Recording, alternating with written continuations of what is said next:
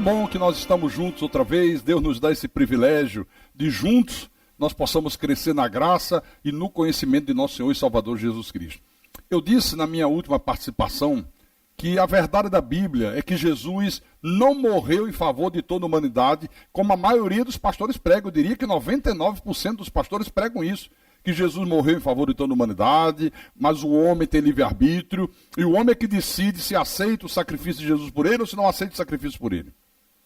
Eu tenho certeza absoluta que nem todos vão crer nessa verdade que está na Bíblia, porque isso só pode ser compreendido mediante revelação do Espírito Santo. Quando Paulo escreveu a primeira epístola aos Coríntios, no capítulo 2, versículo 14, Paulo disse assim: o homem natural não aceita as coisas do Espírito de Deus, porque eles são loucura, e não pode entendê-las, porque elas se discernem espiritualmente. Quer dizer, se você não discernir a Bíblia espiritualmente, vai achar que é loucura. Você quer ver uma coisa?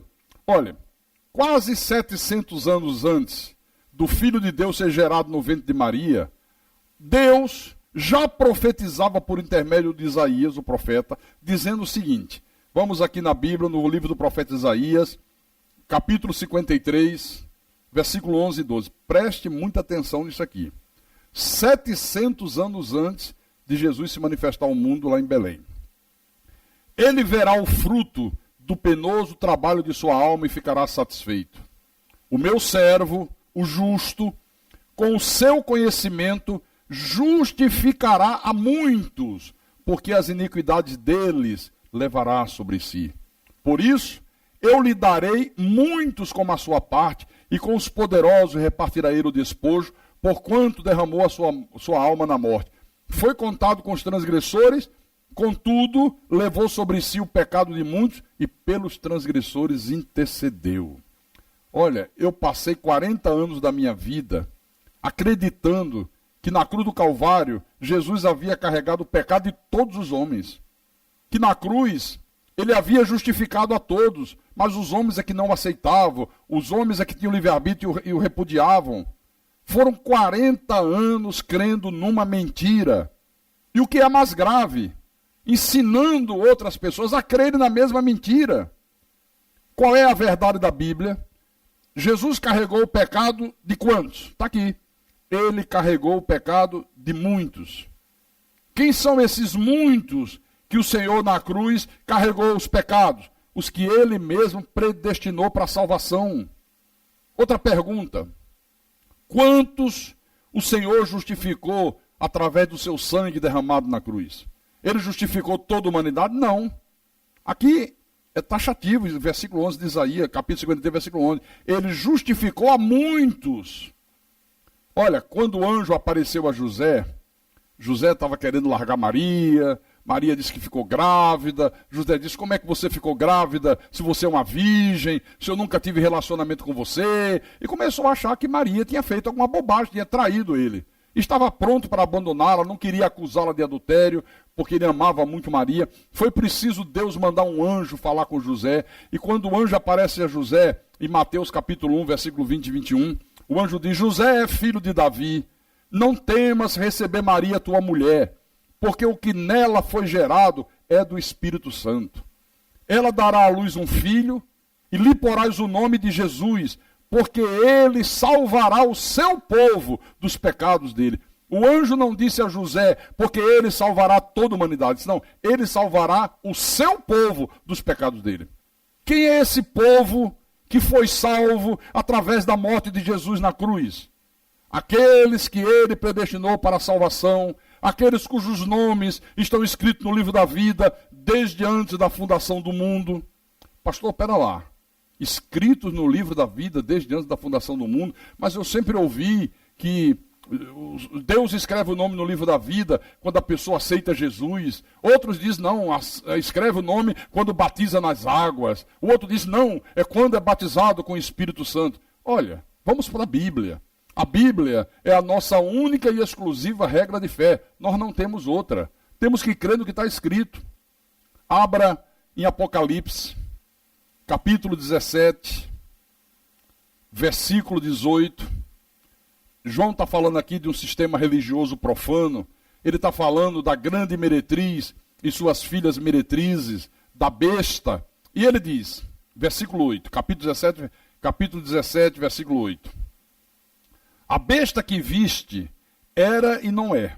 Está para emergir do abismo e caminha para a destruição.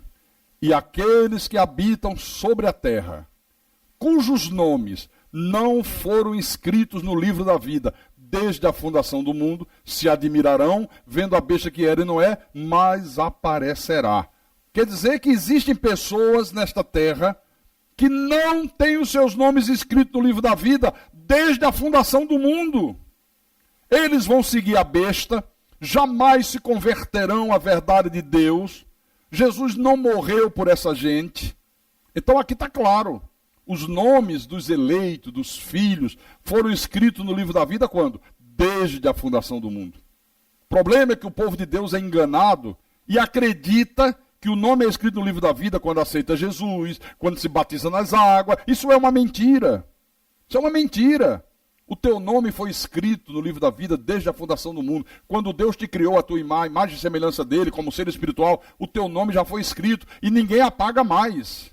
Agora, existem pessoas nesse mundo cujos nomes não foram escritos no livro da vida desde a fundação do mundo. Quem são essas pessoas? A descendência da serpente, a descendência de Caim, os filhos do diabo, aqueles que aprove a Deus permitir que assumisse um corpo de carne semelhante aos nossos. Então está aqui a verdade da Bíblia, meu irmão. O anjo disse a José, ele salvará o seu povo dos pecados dele. Agora eu vou mostrar a você,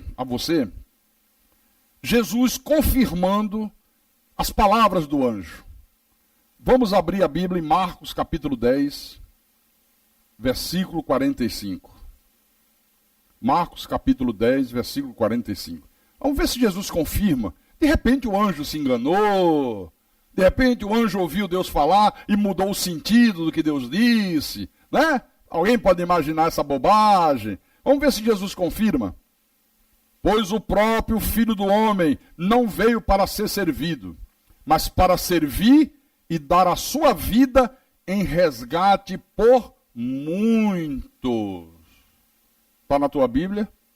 Jesus não veio dar a sua vida em resgate de toda a humanidade. Não, está aqui. Mas em resgate de muitos. Numa outra oportunidade, quando Jesus celebrou a última ceia, depois que ele abençoou o pão, partiu o pão, deu para os seus discípulos comerem, olha o que ele disse. Está lá em Mateus capítulo 26, versículo 27 e 28. Vamos ler os dois versículos, né?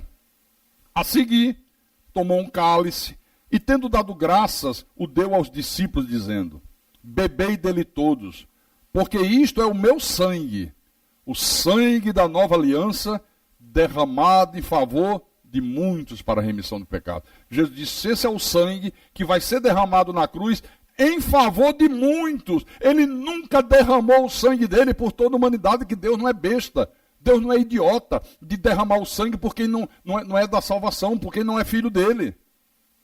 Então eu quero dizer para você que durante tantos anos viveu crendo que Jesus derramou o sangue dele em favor de toda a humanidade, que o mesmo impacto que esta verdade aqui está causando em você agora, ela também causou na minha vida há 20 anos atrás.